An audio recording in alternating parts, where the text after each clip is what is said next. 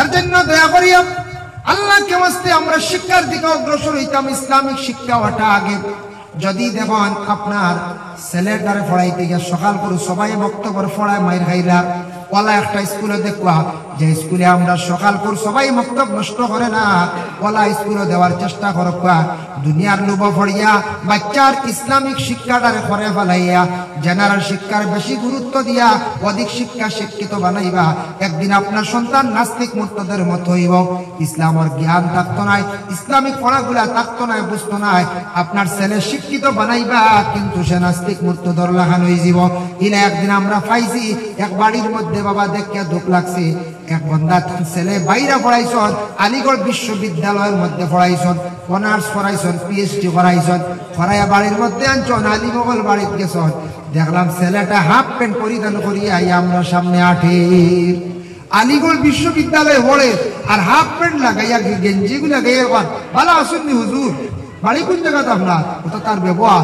হে আলিগড় বিশ্ববিদ্যালয়ে পড়ে, আমরা করিমগঞ্জ ডিস্ট্রিক্ট জাগানো হইলাম রে, এগুলো তো আস্তাগ নষ্ট হয়ে গেছে। আলিগড় বিশ্ববিদ্যালয়ে পড়লে কি তৈছে? এগুলো তো কোনো আগলাক চরিত্র কিচ্ছু না হয়। মেইন ডক্টর আনি নবীদের আদর্শ আগলাক যত হ্যাঁ বড় শিক্ষিত, যত বড় জ্ঞানী হোক, যদি তার চরিত্র সুন্দর হয় না, যত পয়সা হোক, চরিত্র যদি সুন্দর হয় না, এত প্রকৃত মানুষও না। শিক্ষা যদি কমও থাকে, তার যদি আগলাক সুন্দর থাকে, আমি স্ট্রেঞ্জ হয়ে গেছি যাবা যেমনে শুনছি বাদে কইত্রা ভাবে ও ও আমার বুয়া আলিগড় বিশ্ববিদ্যালয় পিএইচডি করতাম, অনার্স এটা শেষ, আল্লাহ দিলে আর আরো বাইরে দিতাম দোয়া করবো, বুঝেছি? কিচ্ছু মাতিলাম না, সরিয়া লাগাবাড়িয়া করলে একদিনে কইলাম বলে ও মাস্টার সাহেবরে কইও তার ফুয়া বার করছিলা যে হাল্লতে, এটা অন্য কোনো আলিমর সামনে বার হইলে আর বড় এখন কই দিলা না, কই বাইলে আর বার হইতে না, খবর খান্তা কই রবা ডাইরেক্ট আমি জায়গা ফুয়ারে বাবারে সামনাসামনি সরম খান দিতাম পারছি না। কিন্তু তার ফুয়া হাফ প্যান্ট লাগে বলে হাসাওনি হুজুর, বলে ওই হাফ প্যান্ট লাগে ঘুরের হুজুর আপনার বাড়ি কেন? এও ডিস্ট্রিক্টের বাড়ি আমার চিনি না, বুঝতে কম বেশ তো চিন্তা আনো না, মানে ই দাঁড়িয়ে দিন না, এটা ওয়াজর দাঁড়িয়ে দিন, মোবাইলের দাঁড়িয়ে দিন, হেও আরো কোনবা কিছু কথা থাকতো না বেটার মাঝে, কিছু তো ইসলামিক কথা কিছু থাকতো না।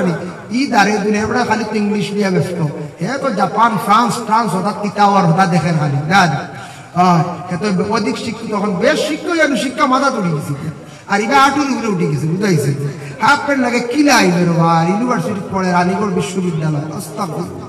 এর লাগে জেনারেল শিক্ষা যেটা এটা প্রয়োজন, তবে ইসলামিক শিক্ষার উপরে গুরুত্ব দেব মুসলমান। এর লাগে বিশেষ করিয়া দেখো কাম আজরা আলাইহিস সালাতু ওয়াস সালাম 100 বছর পরে তখন তাই উঠি গেলা, উঠার পরে আল্লাহরে কইলা রে আল্লাহ যাইতাম কেমনে, আমি বাড়িতে আমার ব্যবস্থা করে দাও।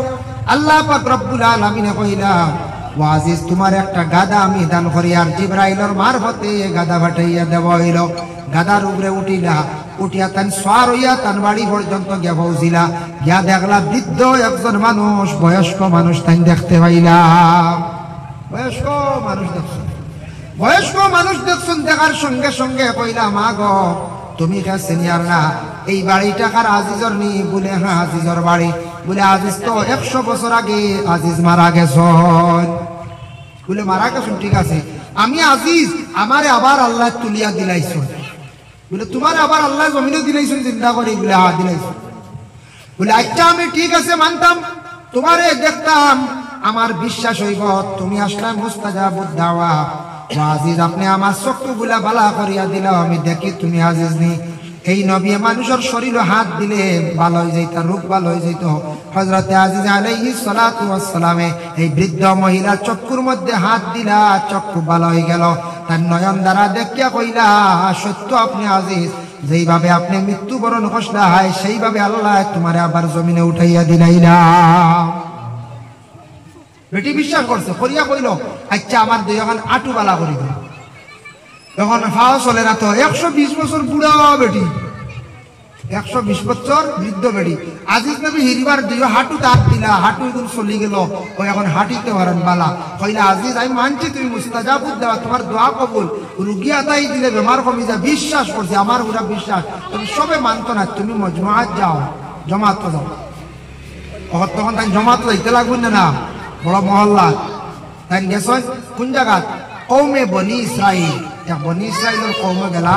ও হযরত আজিজ নবী যখন গিয়া পৌঁছিলাম, পৌঁছার সঙ্গে সঙ্গে হযরতে আজিজ আলাইহিস সালাতু ওয়াস সালামে গিয়া এক জামাত গিয়া কইলা ও জামাতবাসী হল আপনারা কোন জামাত বলে আমরা হইলাম যে কওমে বনি ইসরাইল বলে আচ্ছা ঠিক আছে আমার চিন্তা নাই তবে আপনারা নাম শুনছননি আজিজ নামক একজন নবী আসলা বলে হ্যাঁ বলে আমি আজিজ নবী মারা গেছিলাম 100 বছর আমি কবরের হালতে রইলাম আমার আল্লাহর যাতে আবার 100 বছর পরে আবার তুলিয়া দিলাইলাম 100 বছর পরে আবার তুলিয়া দিলাইছেন বলে আচ্ছা ঠিক আছে আচ্ছা রে আজিজ তোমার 100 বছর পরে আবার তুলিয়া দিছুন তার কারণটা কিতা বলেও কারণে আল্লাহ দিছুন আমি আবার দিনের কিছু দাওয়াত দিতাম আমি দিনের খেদমত করতাম বলে করতাই তোমার তো ইলম লাগবো ইলম না হইলে তুমি দাওয়াত দিলাই কি দিবা কিলা ইলম না হইলে জ্ঞান না হইলে মানুষে গনে না বলে আসানি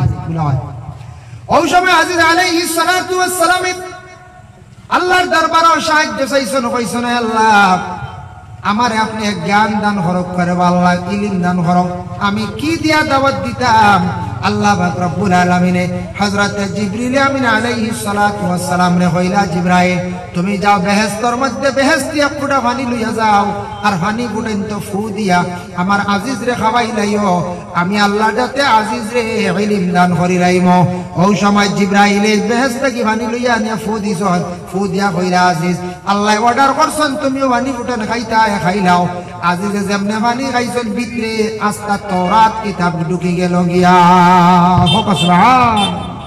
আস্তা কিতাব ভিতরে গিয়া ঢুকে গেছে কোন কিতাব তাওরাত কিতাব তাওরাত কিতাব পূর্ণাঙ্গভাবে ভিতরে ঢুকে গেল হযরতে আজিজ নবীর ভিতরে জিবরাইল পানির মধ্যে ফু দিয়া খাওয়াইছিলা তাওরাত কিতাব ঢুকিল আর আমদার নবীরে গারে হেরার মধ্যে জবলে নূর পাহাড়ের মধ্যে জিবরাইল গিয়া চাপা মাসলা চাপার সঙ্গে পূর্ণ কোরআন শরীফ গিয়া ঢুকি গেল গিয়া এর জন্য কোয়া হইছে কিরাআতুন মানে অতীতে পড়া হইছে আমার নবী পূর্ণাঙ্গ কোরআন শরীফ এখানটা নিজে পড়িছেন তিলাওয়াত করছেন আল্লাহর রাসূলের ভিতরে আস্তা কোরআন একশোকে শিক্ষা দেওয়া লাগছে না নবীরে কেউ পড়ানি লাগছে না নবীর ভিতরে আল্লাহ যাতে পূর্ণ কোরআন শরীফ দান করে রাইছেন এর জন্য আমার নবী 2 রাকাত নামাজ পড়িছেন 20টা সাজদা দিয়া এইভাবে আর দুনিয়ার বুকে কোনো মানুষ নাই পড়া সম্ভব হইতো না নবীজি 2 রাকাত নামাজ পড়িছেন 20টা সাজদা দিয়া হায়রাতুল ফাকা সেই কিতাবের মধ্যে লেখছেন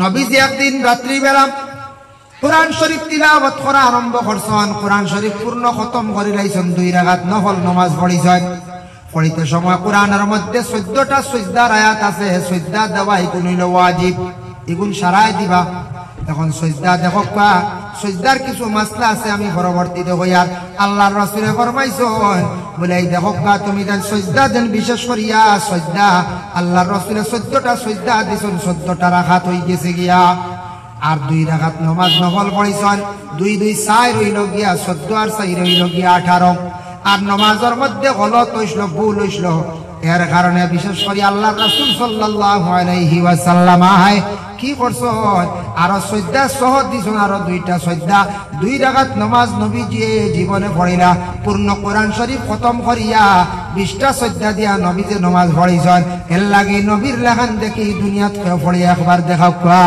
হইবা তো নবী আমাদের মতো মানুষ সাধারণ বাবারে হইতা তো দেখি নবী 2 রাকাত নামাজ পড়িছেন পূর্ণাঙ্গ কোরআন শরীফ রে খতম করিয়া পড়িছেন তাহলে নবীর লাগি জুড়ি দিয়া জীবনে জুড়ি দেওয়া সম্ভব নাই ক্ষমতা আছে কোন চাই জি না ক্ষমতা নাই আমরা খালি আপনার 26 বার জায়গা যদি সূরা মুনাফিকুন হই যায় তো হারছে বাড়ি হইয়া উভয় নাই হ্যাঁ কত লম্বা সূরা মেজা কিতা খতম ভরি লাইন না কিতা দুরূদ শরীফ পড়ো কা আল্লাহুম্মা সাল্লি আলা সাইয়্যিদিনা মাওলানা মুহাম্মদ ওয়া আলা আলি সাইয়্যিদিনা মাওলানা মুহাম্মদ আল্লাহুম্মা সাল্লি আলা সাইয়্যিদিনা মাওলানা মুহাম্মদ ওয়া আলা আলি সাইয়্যিদিনা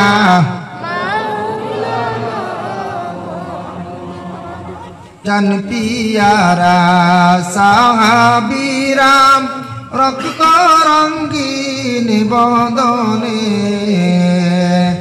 আমরার নবীর দান শহীদ জঙ্গে উহুদ ময়দানে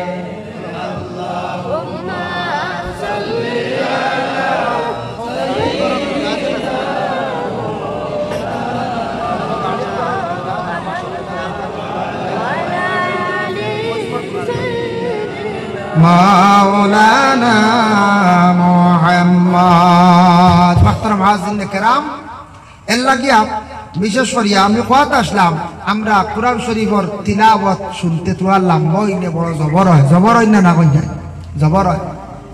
এর লাগি জবর হইতো নাই, জবর হয়ে যায় গতিকে মেসা বকলে এখন বর্তমান সময়ের মধ্যে কনসিডার করছে।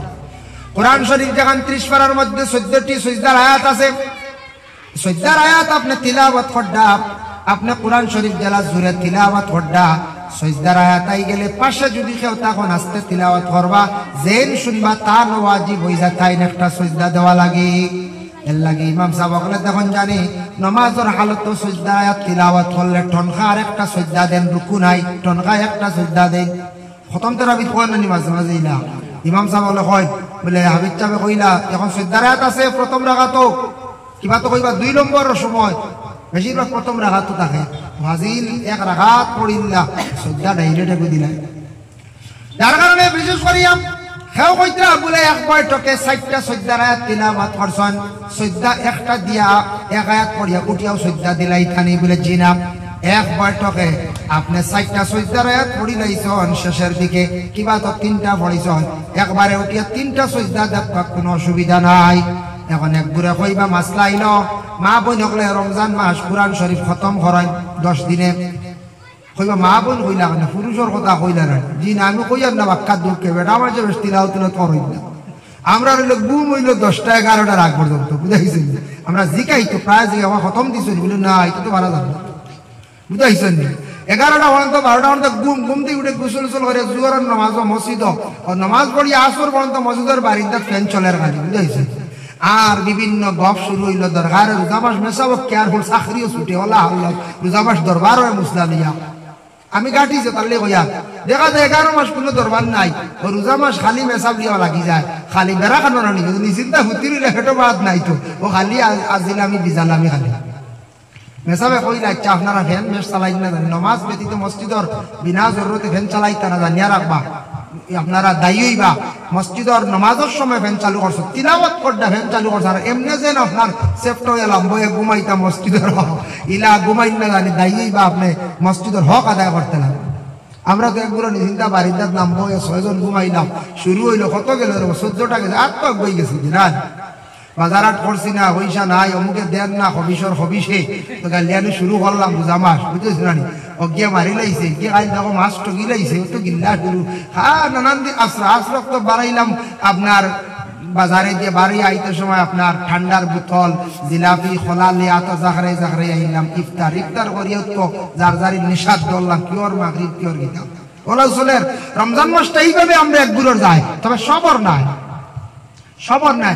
মা বই রাখলে খতম করেন, আমরা রোজা মাস কারিয়ানা ফড়াই বুধ ভাই ইয়া আল্লাহ 10 দিনের দিন দেবা খতমের পয়সা শুরু হয়ে গেছে গিয়া, খালি বেটিনতে খতম আর খতম, বেটিনতে তিলাওয়াত করেন বেশিরভাগ, আমরা বেটা মানুষের সংখ্যা কম, বেটিনতে নামাজ পড়েন বেশিরভাগ, বেটা মানুষের সংখ্যা আবো কম, নামাজের মধ্যে আবো অনেক ত্রুটি আছে। আমরা দুঃখ লাগে রমজান মাস অবসর জোর থেকে আসর পর্যন্ত 2-3 বার আপনি তিলাওয়াত করতে পারবা, আর নইলে এক করার ডেইলি যদি রুটিনও হারায় মাগরিব আপনার জোর থেকে আসর মাস জানো এই সময় ইচ্ছা বুধ বইলাম ভেটো বাদ নাই, তা হলো মাথায় ঝাড়তো না, খালি সব সময় গরমটা হল বুঝাইছেন।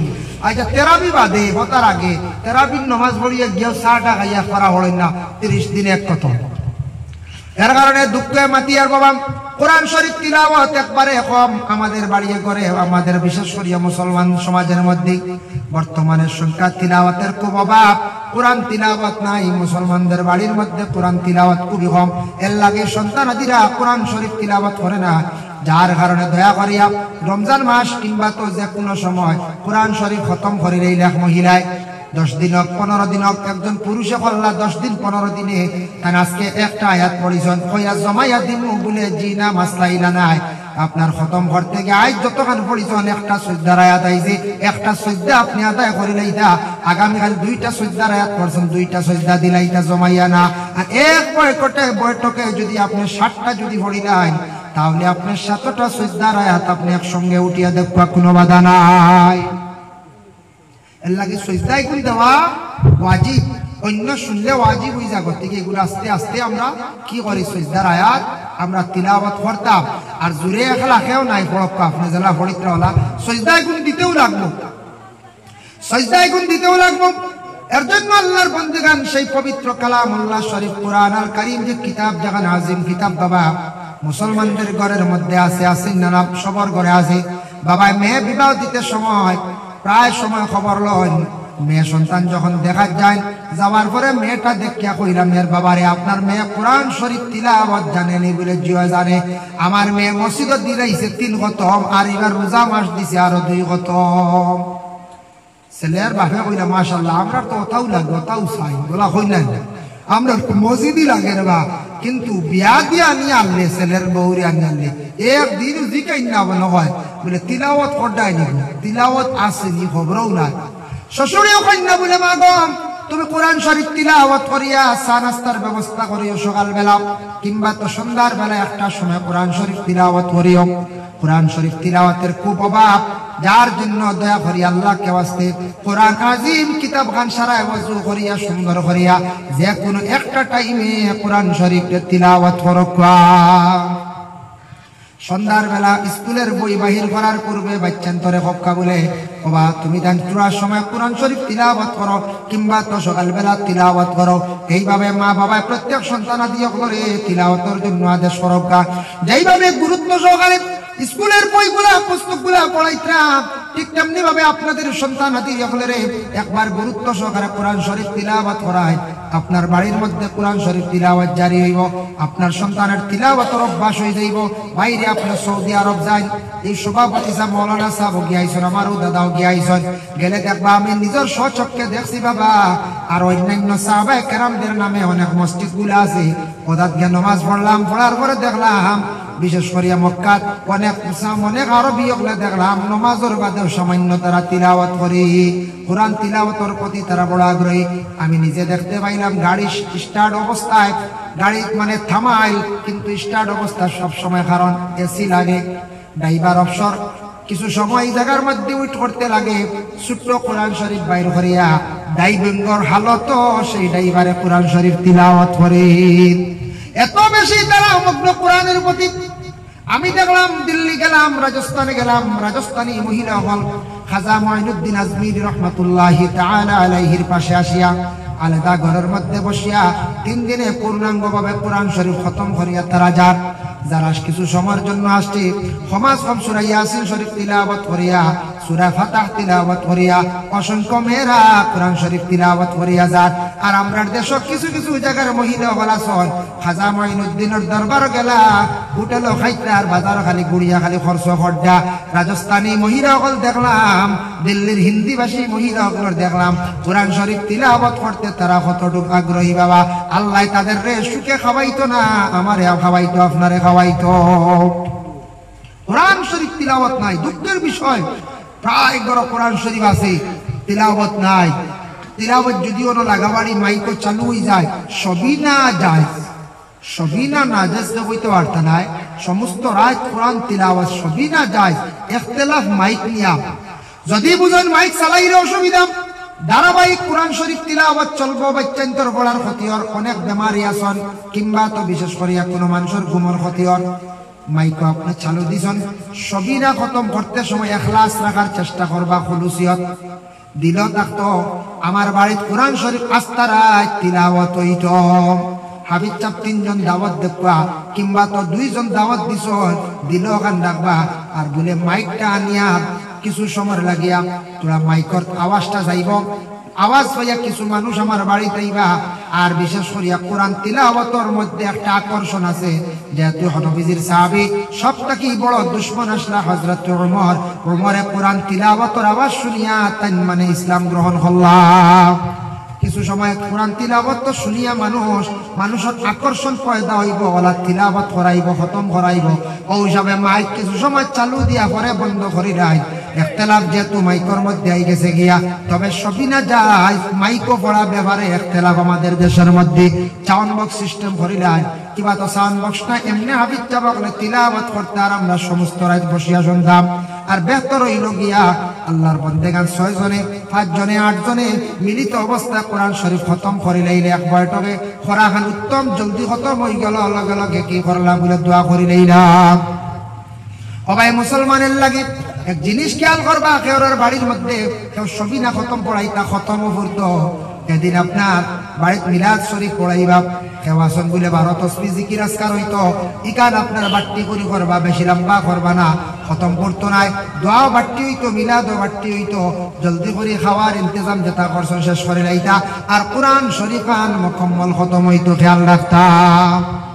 এর লাগি দয়া করি আল্লাহর বন্দেগান, বিশেষ করে এই দুনিয়ার জমিনের মধ্যে, দুনিয়ার বুকের মধ্যে আমরা কোরআন শরীফ যেখানে আছে প্রত্যেকের ঘরের মধ্যে কোরআন শরীফ খানসারায় তিলাওয়াত করুক বাবা। মা বোন আপনারা তিলাওয়াতের আদেশ করেন, কোরআন শরীফ তিলাওয়াত করতে সময় সুগন্ধি জাতীয় জিনিস জ্বালাইয়া তিলাওয়াত করুক। আগরবাতি ধূপকাঠি যেটা জ্বালানি ওটা ঘরের মধ্যে রাখুক, তারপরে আতর ব্যবহার করুক।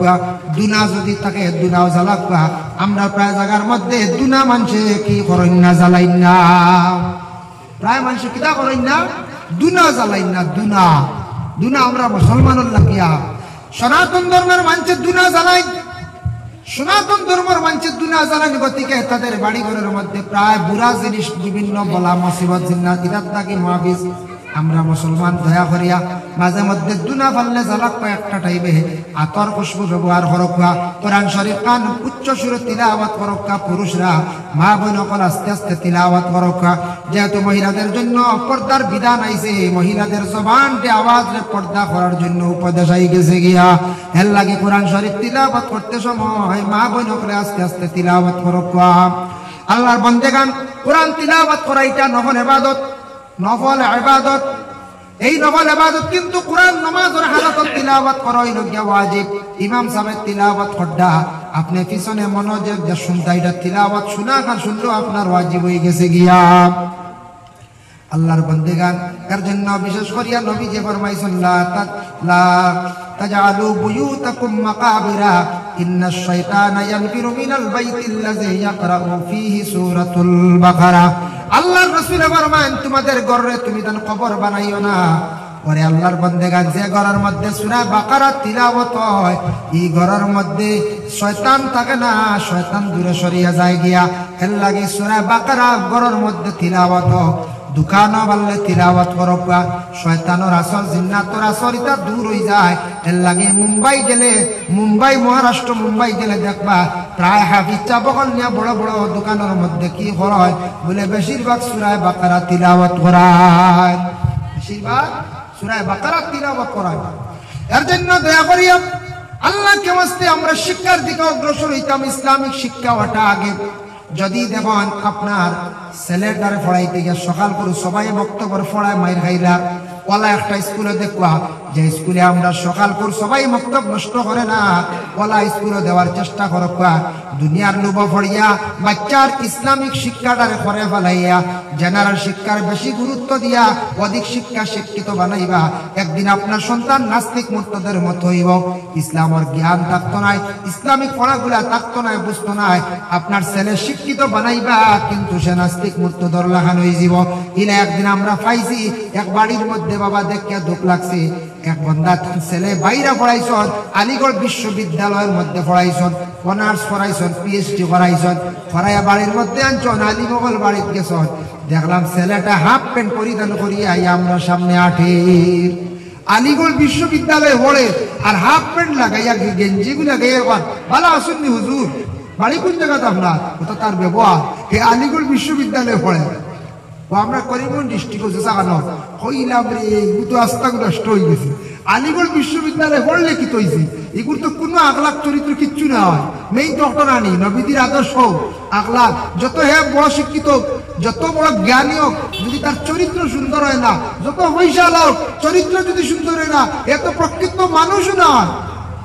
শিক্ষা যদি কমও থাকে, তার যদি আখলাক সুন্দর থাকে, আমি স্ট্রেঞ্জ হয়ে গেছি যাওয়া যেমনে শুনছি বাদে কইত্রা ভাবে ও ও আমার বুয়া আলিগড় বিশ্ববিদ্যালয় পিএইচডি করতাম, অনার্স এটা শেষ, আল্লাহ দিলে আর আরো বাইরে দিতাম দোয়া করবো, বুঝেছি কিচ্ছু মাতিলাম না, সরিয়া লাগাবাড়িয়া করলে একদিন কইলাম বলে ও মাস্টার সাহেবরে কইও তার ফুয়াই বার কষলা যে হাল্লতে এটা অন্য কোনো আলিমর সামনে বার হইলে আর বড় এখন কই দিলা না কই পাইলে আর বার হইতে না, খবর খান্তা কই রবা ডাইরেক্ট আমি জায়গা ফুয়ারে বাবারে সামনাসামনি সরম খান দিতাম পারছি না, কিন্তু তার ফুয়া হাফ প্যান্ট লাগে বলে হাসাও নি হুজুর বলে ওই হাফ প্যান্ট লাগে ঘুরে হুজুর আমার বাড়ি কেন এও ডিস্ট্রিক্টের বাড়ি আমার চিনি না, বুঝেছি কম বেশ তো চিন্তা আনো না, মানে ই দাঁড়িয়ে দিন না এটা ওয়াজর দাঁড়িয়ে দিনে মোবাইলের দাঁড়িয়ে দিনে হেও আরো কোনবা কিছু ওটা তাকতো নেন বেটার মাঝে, কিছু তো ইসলামিক কথা কিছু তাকতো নানি ই দাঁড়িয়ে দিনে এবার খালি তো ইংলিশ নিয়ে ব্যস্ত, হে তো জাপান ফ্রান্স ট্রান্স ওটা কিতাব আর ওটা দেখেন খালি রাজ এত অধিক শিক্ষিত তখন বেশ শিক্ষিত জানো শিক্ষা মাথা তুলে গেছে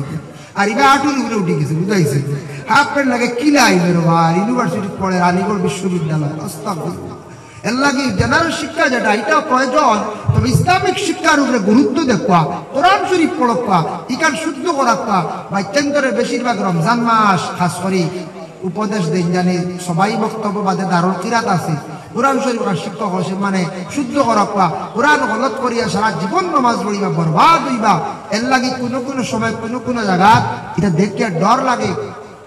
আল্লাহকে ওয়াস্তে দয়া করিয়া আমি যে শিক্ষা বিভাগ নিয়ে